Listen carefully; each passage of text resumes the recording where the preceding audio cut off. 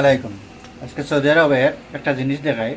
একটু আগে আমার কফিলের শাশুড়ি কয়, তো ও আমার ফোন দিছে, দিয়া কইতেছে তুই খানা খাইলেইছ কিনা বাকি আছে। আমি বললাম আমি এখনো খানা খাইছি না, আমি রুমে না একটু বাইরে আছি। তাই যা কয় এতে আইয়া আমার রুমের সামনে আইয়া মিস কল দিস, আমি তোরা খানা দিব। তো কইলাম আলহামদুলিল্লাহ, যাই হোক আজকে আইয়া মিস কল দিব না, তোরা সমস্যা নাই। এখন আইসি, খানাটা কি দিছে ভাই, এটা তো আমরা বাংলাদেশি মানুষে খাওয়ার মতো সম্ভব নয়। আপনারা দেখেন, এটা হইলো খানা।